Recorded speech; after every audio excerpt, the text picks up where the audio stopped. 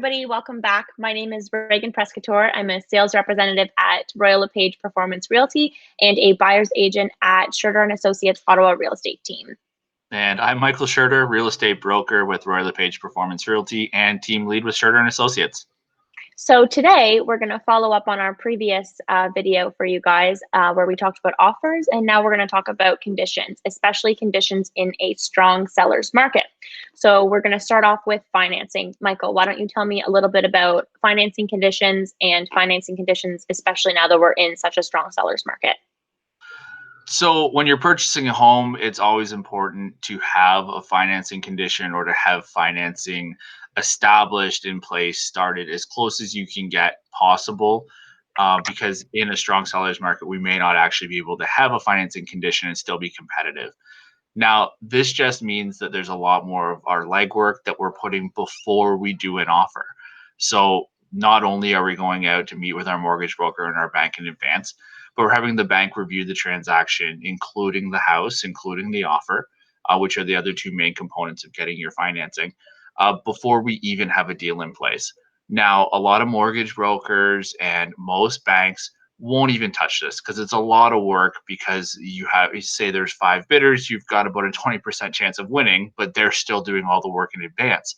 So that's why it's important to have a very strong mortgage broker or a good relationship with your bank, so we're able to get our financing secured and locked up before we get into making an offer, so we don't need to have a financing clause in such a strong seller's market. Okay, so another condition that we get so many questions about are home inspections and whether they're necessary and how we can kind of work around having a home inspection if we don't want to include that in as a condition. So Michael, why is this important, and maybe give us some scenarios where we would or would not want to have a home inspection? So having an expert third opinion of your home, having them review your home before you make the probable single largest purchase or largest transaction of your life makes total sense. But as we're competing in a hot seller's market, there are some buyers that are willing to come in without a home inspection. And one of the reasons we're able to come in without a home inspection is because we've done our inspection in advance. So you are able to request to have a home inspection done before you make an offer. And that does mean there's some risk for you. You're spending that $500, $600 on your home inspection with about a 20% chance, if there are 5 bidders, of actually winning the property. So it can get expensive doing multiple home inspections on these properties, but you do know that you're being protected as you go through. Now, in 2021, we don't want to be having home inspectors and extra showings and long visits on homes just to have, 5 times if you're the seller, because you have multiple bidders. So what the sellers have been doing and the listing agents have been doing a really good job of, especially during a hot market, especially during this COVID-19, is they're doing an advanced inspection, which is where they go out and they get a credible home inspector to do an inspection of the property, and they provide a copy of that inspection to all of the buyers. Now, when you want to be able to trust that home inspection, I understand the value of having your own person on your own side. So you need to really consider how much credence you're going to give that inspection report. But it's definitely better than nothing, and especially having a professional willing to put their name and their reputation on the line for it. A lot of people are willing to become more comfortable as they go forward. For sure.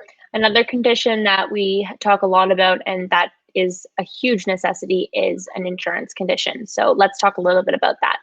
So when you're trying to get financing on your home, the bank, one of the last things they do before they forward the money is ask for proof of insurance. Now, if you own a home that's in a floodplain, or it's a condemned home, or maybe there's as little as like a wood burning fireplace that hasn't been inspected in a couple of years, you may have a difficult time getting insurance. So we want to be reaching out to our insurance agents before we even get into the offer situation. And this is one of the conditions that can be dealt with before we make an offer. So we don't need to make it a condition, because we've already spoken to an insurance agent and we've already confirmed that we can get insurance on this specific property. That's right. So let's talk about certain situations that not everybody's going to have that would revolve around accessory items. So say I buy a house with a swimming pool. What are some things that I can do with my conditions when I'm purchasing a home so that I know that I'm protected, but I also get the home that I want?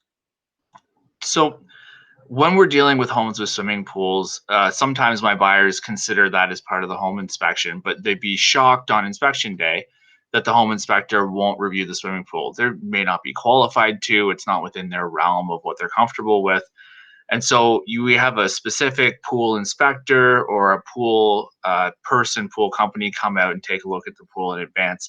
These are the kind of conditions that somebody that's selling a home with a pool will expect. We're not throwing them off too much by it, and we're dealing with them in a hot seller's market in much the same way that we deal with the home inspection, where we're relying generally on the listing agent or the sellers to have this inspection done in advance so that we can rely on the professionals to make sure everything's in good working order. That's right.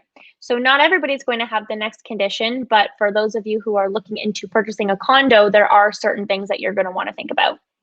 Yes. So when you're purchasing a condo, what you're actually purchasing is a part of a condo corporation. And so when you're looking at the condo corporation, it looks a lot like a business. It has its own insurance policy, it has its own financials, it has its own forward looking planning, and it has its own, I mean, possibly lawsuits. So this is the kind of thing we want to be able to identify before you purchase the home. So we send off a request to the property manager asking to order a status certificate once we have a deal traditionally. But in a hot seller's market, sometimes we do rely on a listing agent to order these in advance. Then we have the lawyer come in and the lawyer reviews the status certificate documents and lets us know if there's any red flags there that may be aggressive enough for us to kill off the deal.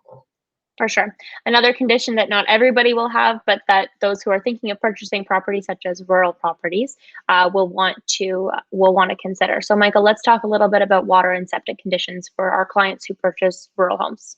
Yeah. So if you're buying a rural home and you're not on city water and septic, you definitely need to make sure that you have potable water for your family to drink. This is usually also a condition of your mortgage. So we want to make sure that we have this looked after in advance. Also, you do need it when you are living in that home. So typically, again, you'll get a water test done in advance if you're listing this property. But this is one of the ones where it's very simple to simply just go in and get a water test if you are planning on purchasing a rural property. And same with the septic. We can rely on a seller or the seller's inspection for the septic system, but typically we want to have somebody come in there and take a look because you want to be protected. That can be a large expense, starting at about $8,000, but generally going up quite dramatically from there. That's right. So the last condition that we're going to talk about today, and is certainly not the last of all conditions, is the right of first refusal. So, Michael, what is a right of first refusal and what does that mean? So I've worked with several buyers over the last 10 years where we go out and look at homes, and they thought it was very traditional to have a condition to sell your home for buying that one, which definitely in a pure buyer's market would be the most comfortable way to do it. But in a seller's market, people aren't accepting a condition of selling your property or a first right of refusal. And I think as they read the conditions, they understand why. When you're doing a first right of refusal, what you're saying is if we sell our home, we'd be willing to purchase your home, as it says in the contract. But there's an additional clause that's added that says that the seller is allowed to continue marketing that home during the time in which you're looking at selling your home. And so this works out pretty well in a buyer's market where there's lots of sellers available but no buyers. But in this situation, if you're not ready to close on that deal right away, there's going to be other people online that are willing to take that. So the seller would be, unless you're the financially willing to give up a lot of legroom, giving away too much money. Yeah, for sure. Thanks so much, Michael, for all these explanations. We really hope this answers some of your guys' questions. Again, these are just the most common condition questions that we get. There are certainly other circumstances where there are other conditions that need to be addressed, and that's why we're so happy to be here to help answer those questions and support you through this process. Yep, there definitely are a lot more conditions that are possible, but these are some of the main ones that we deal with regularly. And that's why it's important to have a real estate professional help you through the process.